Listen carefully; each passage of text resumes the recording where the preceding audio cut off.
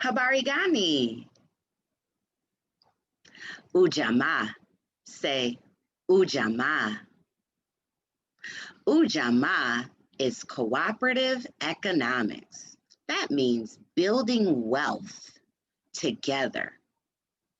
For the fourth day of Kwanzaa, we're going to make a craft that each person can do on their own, but the craft shows how when we bring our work and our wealth together, that we can make something beautiful. We're going to make an mkeka.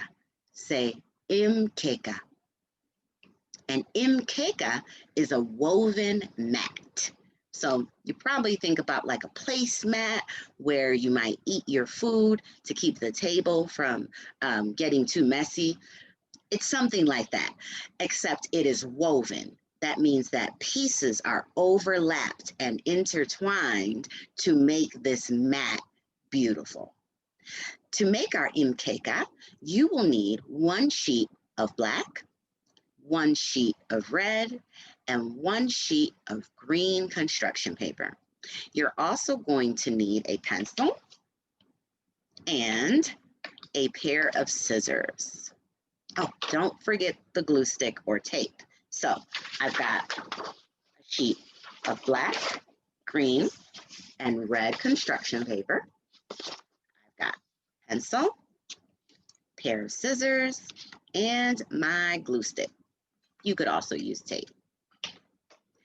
To make our mkeka, we're going to start with the black sheet of construction paper. I'm going to ask that you turn it sideways or landscape horizontal. And we're going to fold it, bringing the short ends together. Okay, so just like that, bring the short ends together and press down to fold. And while our paper is still folded, we are going to make some guidelines to help us with cutting this sheet of paper so that we can then weave green and red sheets of paper in and out of the black. So the way that we're going to make these guidelines is we're going to use a pencil and we're going to make lines that are about an inch apart. And we're going to also draw those lines side to side here. So going horizontally from the folded edge, start at the folded edge, and then you're going to end about an inch from the end. You don't want to go all the way to the end because then you're going to end up with strips of paper instead of a mat that will hold other strips of paper. Let me show you what I mean. And it may be a little difficult to see on the black construction paper, but I'll do my best to make it show up with the pencil. So I'm going to go about an inch down on my paper. I'm not using a ruler. I don't feel like it has to be perfect, but if you want to use a ruler to get a perfect inch spacing, you can certainly do that. So I hope you can see that. I started at the folded end, the side that is folded in the center, and then I stopped about 1 inch away from the edge, okay? So my edge is open. I am not going to cut that part. Start at the fold, draw to about 1 inch at the end. And then we're just going to continue all the way down this piece of paper that is folded, okay, about 1 inch apart for each of our guidelines. If you need to pause to grab a ruler or to make those measurements so that you have very, very neat mkeka, you may do so. And then you're just going to press play when you're ready to continue. But we see that I have all of my guidelines. I know that's kind of hard to see on the black, but you can see the imprint that was kind of made by my pencil when I drew those marks. So the next thing that I'm going to do is to carefully take my pair of scissors and I'm going to cut along the guidelines, making sure that I stop about an inch before the end. I don't want to have strips of paper right now. I want to have a mat to weave other strips of paper into, okay? So very carefully, just going to cut up to about 1 inch. See there? So that's the folded end. See, it kind of makes a loop. And then I'm going to stop about an inch from the top. So you're going to do that all the way down your sheet of paper. Go ahead and cut each guideline.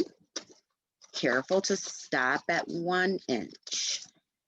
Older family members, it would be very helpful if you do this for very young family members who may have difficulty stopping. But no worries, if we make a mistake and we go too far, we can use some tape to correct our mistakes, or maybe we have extra construction paper. Almost done. Just got to do one more here. And when I am done, my paper looks like this. So you see all of my slips at the bottom, and you can see that at the top and now the bottom, because if I unfold it, that it's still being held together. So this is what it should look like, okay? So we're going to set this aside, and now we're going to create strips of red and green paper to weave in and out of the black for our mkeka. So when we cut these strips of paper, we are going to go edge to edge. We don't need to actually draw guidelines, but if you feel like guidelines will be helpful, by all means, you can make guidelines for yourself, but we're actually making strips of paper.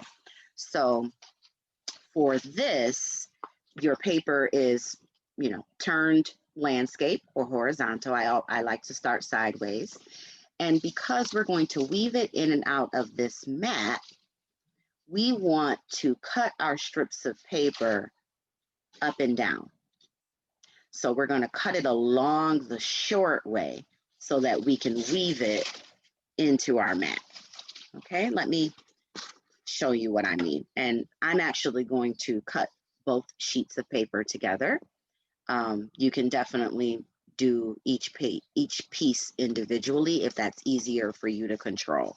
But I'm okay with doing both of them together. So I'm not going to measure.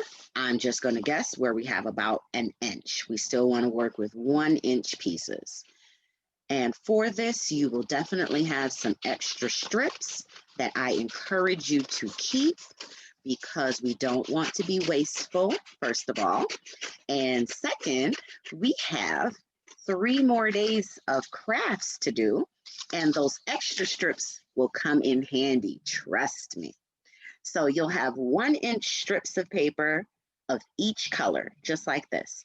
So you're going to continue cutting your red and green construction paper, making strips that are about 1 inch. Again, I don't worry if they're perfect, but if you would like to pause and grab a ruler so that you can make perfect 1 inch strips, by all means, you can do that. So I am going to cut this entire sheet of paper, although I probably will not use every strip.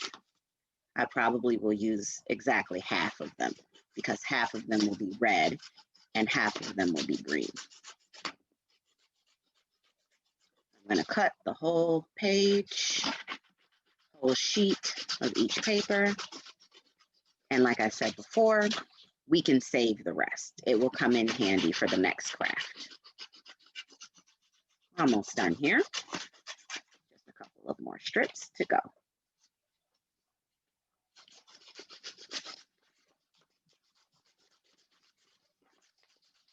Okay, so now that I've got a handful of red and green strips, I am going to start weaving the strips of paper into my black mkeka. So first I'm going to press down on that center fold, just gently, because I want to try to flatten it out. It's a little easier to work with when it's a little flatter. And then I'm going to start with a red strip of paper, because again, we always have black. That's our people, that's our foundation. And then we put in the hard work before we get to enjoy the successes. So I'm going to take that red strip of paper and I'm just going to weave it under, then over. Let's try to show you this way. Then under, and then back over. See how I'm just sliding it in, under, and then over, under, and over. Just like that. Okay? And then next, I'm going to take a green strip and I'm going to do the same thing, except I'm going to alternate. So notice how I have the red on top because I went over first. I went over, then under, over, then under. This time, I'm going to go under, then over, under, then over. Okay? So starting under, then over. I'm just going to slide it down, making sure that I don't have any gaps between my strips of paper. Just sliding it down, under and over. Okay? And then once I get it in, I can easily adjust it just to make sure that my pieces of paper are touching, so there's no gaps in my mat. Okay? And then we're just going to continue. So following this pattern, what color should come next? Red. You got it. Black for the people, then we do red and green. Then we've got black again, and we'll do red and green. So continue with this pattern, making sure that you alternate or switch, going over and under. And then for the next strip, you're going to go under, then over. Just have to make sure that we alternate so that we get a beautiful pattern where you can see all three colors. Feel free to pause the video if you need a little extra time with the weaving process, or if you're helping younger family members with their weaving. We want to do this as carefully as we can because it is easy to rip the black base, the mkeka, if we're moving too fast or if we're trying to lift up those flaps too high, especially when we get toward the end. So just be careful, just take your time. You can always pause and come back when you're ready. Okay, thanks to the power of pause, I was able to get all of my strips woven into my mkeka.